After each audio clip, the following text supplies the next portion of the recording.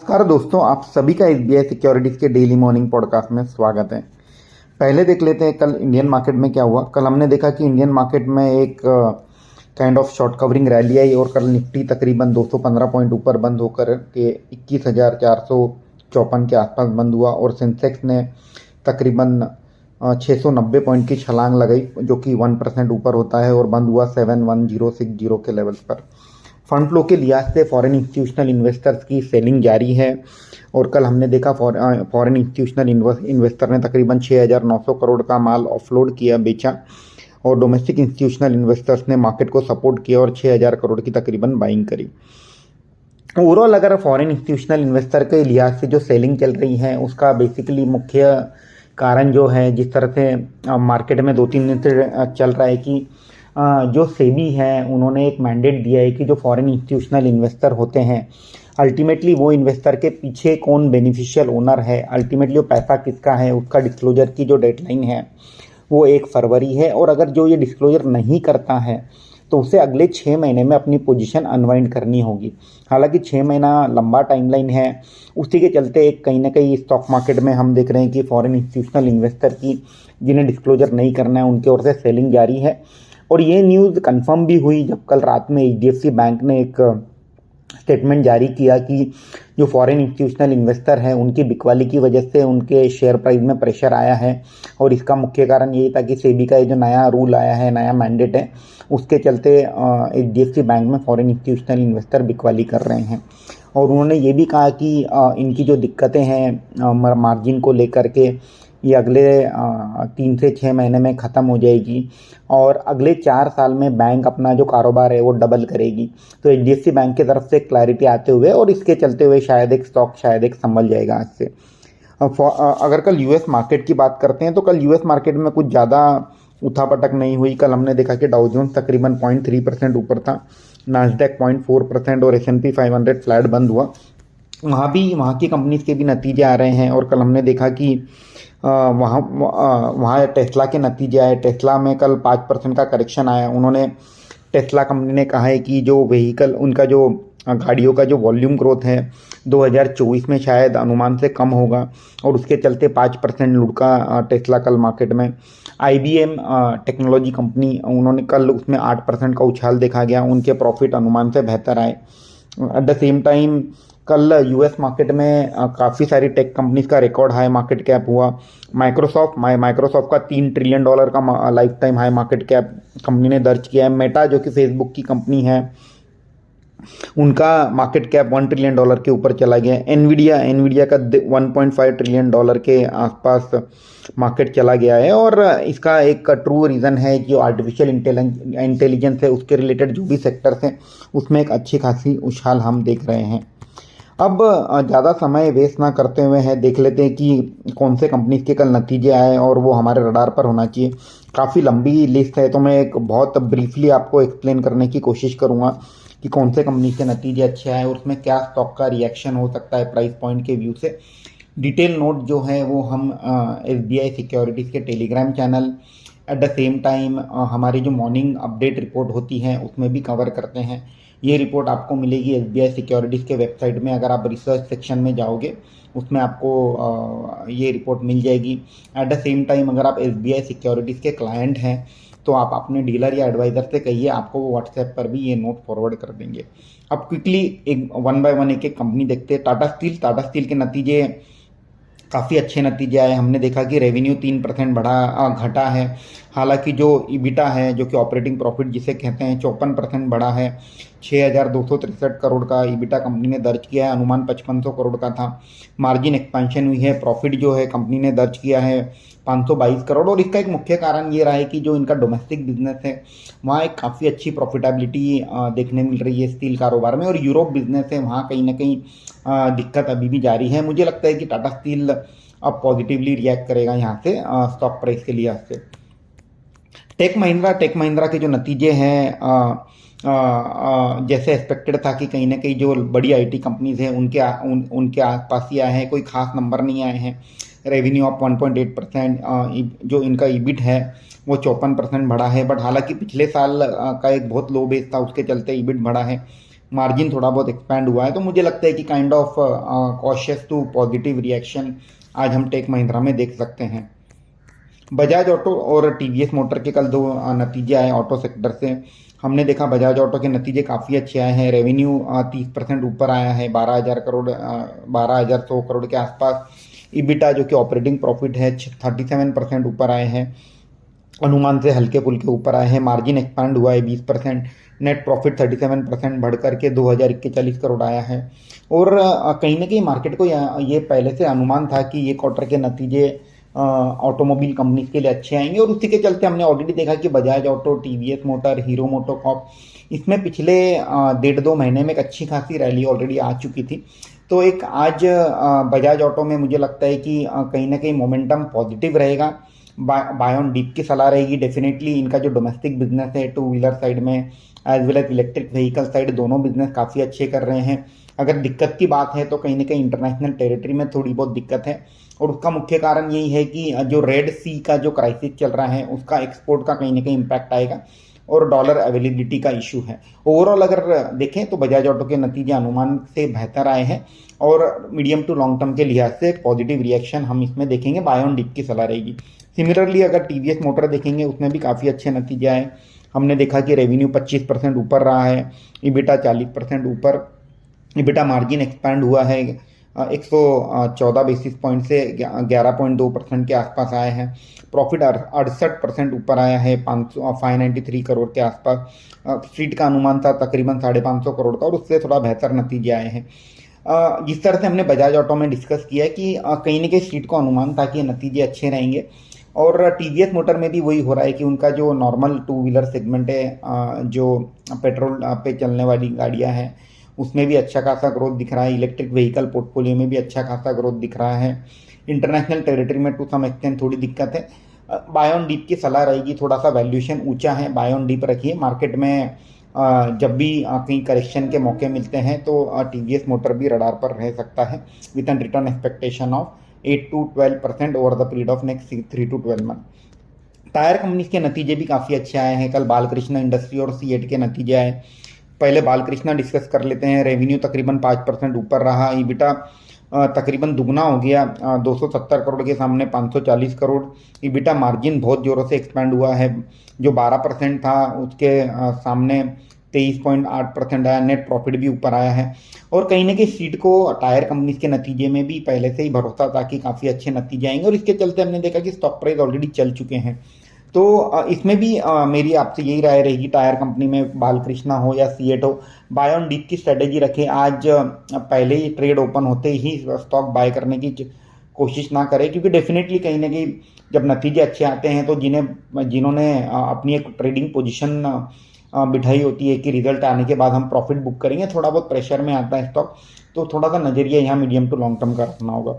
Similarly CEAT में काफ़ी अच्छे नतीजे हमने देखे, और इसमें सीएट में देखा कि रेवेन्यू तकरीबन 9% ऊपर रहा, ईबिटा 76% ऊपर रहा। मार्जिन एक्सपैंड हुए 537 बेसिस पॉइंट, और 14% का मार्जिन कंपनी ने दर्ज किया है। नेट प्रॉफिट तकरीबन 400% बढ़ करके 181 करोड़ का प्रॉफिट आया है। स्ट्रीट का अनुमान था 160 करोड़ का। काफ़ी अच्छे नतीजे सीएट में, और सीएट में हमने देखा था कि रिसेंटली 2400-2500 से स्टॉक वन साइड 3000 चला था। इसमें भी बाय ऑन डिप की रिकमेंडेशन रहेगी, इसे अपने रडार पर रखना होगा। अच्छे नतीजों की सूची में और एक कंपनी है शैलेट होटल। काफ़ी अच्छे नतीजे आए हैं, होटल के कारोबार में है, और रेवेन्यू तकरीबन 29% ऊपर रहा है 374 करोड़। ईबिटा 40% ऊपर रहा है 166 करोड़। ईबिटा मार्जिन एक्सपेंशन देखा है हमने, और नेट प्रॉफिट जो है तकरीबन 30% डाउन आया। पिछले साल कुछ वन ऑफ था उसके चलते, हालांकि अगर उसे हटा दे तो काफ़ी अच्छे नतीजे आए। 54-55 करोड़ का एस्टिमेट था, और उसके सामने नेट प्रॉफिट अच्छे काफ़ी अनुमान से बेहतर आए हैं। इसमें भी मेरी बाय ऑन डीप की रणनीति रहेगी। शॉर्ट टू मीडियम टर्म के लिहाज से ये स्टॉक पॉजिटिव ही रहेगा। रेलटेल के नतीजे भी अच्छे आए हैं। हमने देखा कि रेवेन्यू ईबिटा प्रॉफिट तीनों में अनुमान के आसपास नतीजे आए हैं। रेलवे स्टॉक में थोड़ा सा एक कहीं ना कहीं ओवर एक्यूबरेंस था। हमने देखा कि काफ़ी सारे रेलवे स्टॉक बहुत चल चुके हैं पिछले कुछ दिनों में, और हमारी यही राय रहेगी कि अब रेलवे स्टॉक में थोड़ा अब समय देना होगा। इमीडिएटली ऐसा नहीं होगा कि रेलवे स्टॉक ने जो रिसेंटली हाई बनाए थे वो नया हाई बनेगा। अब नंबर्स आना जरूरी है, अगले शायद 2 से 3 महीने के लिए रेलवे स्टॉक के कंसोलिडेशन मोड में चले जाएंगे। अगर मैं ख़राब नतीजे की बात करूँ तो लॉरस लैब काफ़ी ख़राब नतीजे आए हैं और हमने देखा कि रेवेन्यू 22% नीचे आया, EBITDA 55% नीचे आया, प्रॉफिट तकरीबन 90% नीचे आके 23 करोड़ की प्रॉफिट आई है। कंपनी का मार्केट कैप 21,000 करोड़ है। कहीं ना कहीं एक निगेटिव रिएक्शन आज हम लॉरस लैब में आते हुए देख सकते हैं।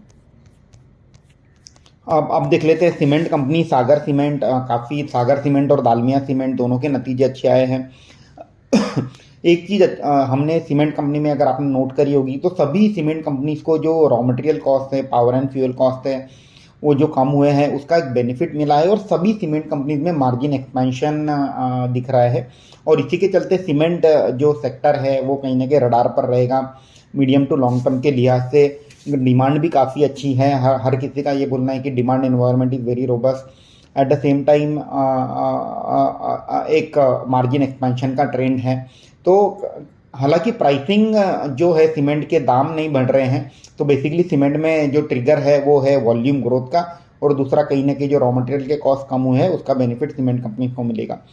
अब पिछले कुछ दिनों में जिस तरह से हमने देखा अल्ट्राटेक, जेके सीमेंट, दिग्विजय सीमेंट काफ़ी बेहतरीन नंबर आए हैं और इन्हीं के साथ अब इनके सूची में जुड़ गया है सागर सीमेंट और at the same time Dalmia Bharat. तो ये दोनों स्टॉक भी रडार पर रहेंगे स्ट्रीट के। बाय ऑन डिप की रणनीति सीमेंट स्टॉक में भी हम अपना सकते हैं। रियल इस्टेट कंपनी कल डीएलएफ के नतीजे आए। डीएलएफ के नतीजे भी तकरीबन अनुमान के आसपास ही आए हैं, कोई बहुत ज़्यादा चेंज नहीं देखा है हमने। और डीएलएफ में भी, रियल इस्टेट कंपनी में भी हमने देखा कि एक अच्छी खासी रैली ऑलरेडी प्ले आउट हो चुकी है। ये भी सेक्टर एक कंसोलिडेशन मोड में है, तो इसमें भी हमारी बाय ऑन डिप की रणनीति होनी चाहिए अगर अब डीएलएफ की बात करते हैं तो।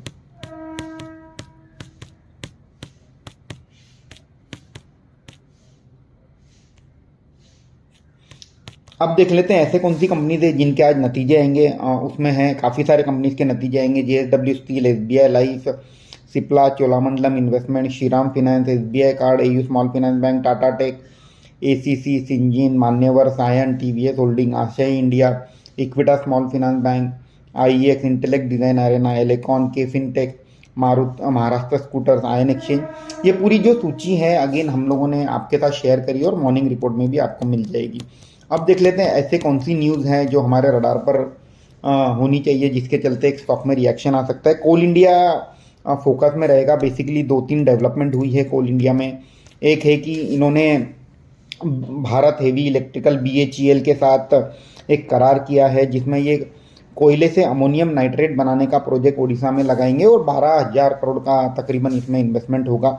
Eight the same time coal India ने गुजरात गेल के साथ, GAIL गेल के साथ 13,000 करोड़ रुपए इन्वेस्ट करने का प्रोजेक्ट लगाने की बात करी है जिसमें कोल से वो एसएनजी बनाएंगे और इसका प्रोजेक्ट जो है ये वेस्ट बंगाल में लगेगा। एट द सेम टाइम एक डेवलपमेंट ये भी है कि कैबिनेट जो है कोल गैसिफिकेशन प्रोजेक्ट है जिसको एक प्रमोट करेगी और इसके में 8,500 करोड़ का एक कहीं ना कहीं इंसेंटिव प्लान लॉन्च करेगी और इसका बेनिफिशियरी जो रहेगा ये डेवलपमेंट का वो रहेगा कोल इंडिया, रिलायंस, अदानी एंटरप्राइजेस, भेल, गेल, आईओसी, एनएलसी इंडिया। तो बेसिकली कोल इंडिया में 2-3 एक पॉजिटिव डेवलपमेंट है मीडियम टू लॉन्ग टर्म के लिहाज से, डेफिनेटली कंपनी के प्रॉफिट में ऐड करेगी और ये स्टॉक हमें भी पसंद है लॉन्ग टर्म के लिहाज से, डेफिनेटली इसे देखा जा सकता है। मजगांव डॉक को ने कल एक कॉन्ट्रैक्ट साइन किया है जिसमें 1,070 करोड़ का इन्हें कॉन्ट्रैक्ट मिला है और इसमें ये बनाएंगे 14 patrol vehicle Indian coast guard के लिए। तो एक काफ़ी समय के बाद एक ऑर्डर विन आया है मजगांव डॉक के लिए, पॉजिटिव रहेगा शॉर्ट टू मीडियम टर्म के लिहाज से।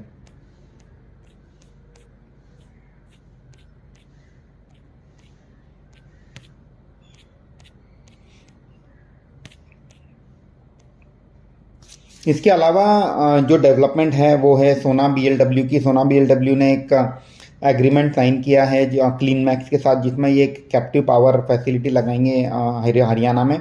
कॉस्ट के लिहाज से पॉजिटिव रहेगा सोना BLW के लिए मीडियम टू लॉन्ग टर्म के लिहाज से।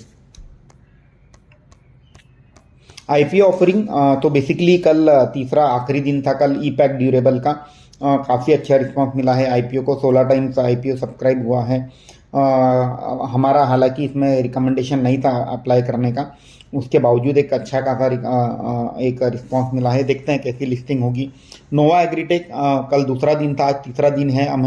हमारी इसमें भी अवॉइड की रिकमेंडेशन है नोवा एग्रीटेक में, इससे थोड़ा दूर रहने की हमारी सलाह रहेगी।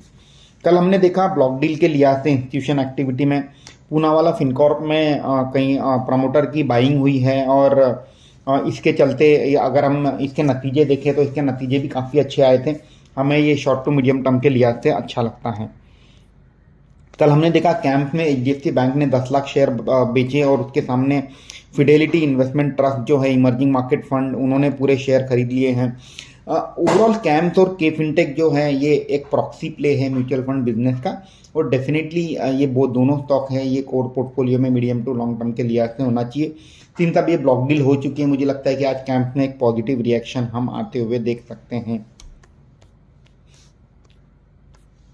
कल सनटेक रियल्टी में एक हैंड चेंज हुआ। सीएलएसए ग्लोबल फंड ने 46 लाख शेयर खरीदे, और उसके सामने बीरावुड कैपिटल मास्टर फंड ने उतने ही शेयर बेचे। तो काइंड ऑफ एक फंड निकला है और एक ने बाय की है। अगेन ये कंपनी भी हमें मीडियम टू लॉन्ग टर्म के लिहाज से अच्छी लगती है। इसके अलावा बेसिकली अगर हम आज अगर मार्केट का डिस्कशन समअप करें तो ओवरऑल रिजल्ट स्पेसिफिक मार्केट हो गया है। आज मंथली एक्सपायरी है जनवरी मंथ की, तो एक्सपायरी के चलते मार्केट में काफ़ी एक वोलेटिलिटी हमें आज देखने मिल सकती है। एट द सेम टाइम कल छुट्टी है 26 जनवरी के लिहाज से, तो आज लास्ट डे भी है वीक का, तो इसके चलते कहीं ना कहीं मार्केट में एक उथल पुथल थोड़ा बहुत वोलेटिलिटी हमें देखने मिलेगी। स्टॉक स्पेसिफिक जहाँ जहाँ कंपनीज के नतीजे अच्छे आ रहे हैं वहाँ कहीं ना कहीं एक लोअर लेवल्स पे हम बाइंग आते हुए देखेंगे। जिस तरह से हमने डिस्कस किया कि सीमेंट कंपनीज के नतीजे अच्छे आ रहे हैं, इंडिविजुअल कुछ बैंक है जैसे axis bank, ICICI bank, IndusInd bank, इनके नतीजे अच्छे आ रहे हैं। सीमेंट कंपनीज के नतीजे अच्छे आ रहे हैं, ऑटो कंपनीज के नतीजे अच्छे आ रहे हैं। मेटल्स में टाटा स्टील के नतीजे आए, काफ़ी अच्छे नतीजे आए। टाटा स्टील में एक पॉजिटिव रिएक्शन हम आते हुए देख सकते हैं।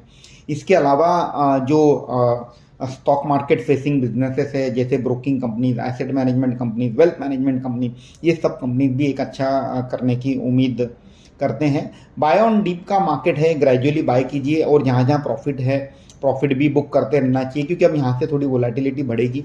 अब अगला जो बड़ा इवेंट है वो रहेगा 31 जनवरी को, जो कि फेड की यूएस फेड की मीटिंग रहेगी। उसमें हालांकि कोई चेंजेस एक्सपेक्टेड है नहीं यूएस फेड के मीटिंग में, और कोई उसका कोई बड़ा रिएक्शन नहीं आएगा। एट द सेम टाइम 1 तारीख को इंडिया में वोट ऑन अकाउंट का बजट है, वो एक वाइडली ट्रैक इवेंट रहेगा। इसके अलावा जो कंपनी के नतीजे आ रहे हैं ये भी एक वाइडली ट्रैक इवेंट रहेगा। ओवरऑल थोड़ा स्टॉक स्पेसिफिक मार्केट रहेगा। आज के लिए इतना ही। आपका समय देने के लिए धन्यवाद। Investment in securities market are subject to market risks. Read all the related documents carefully before investing.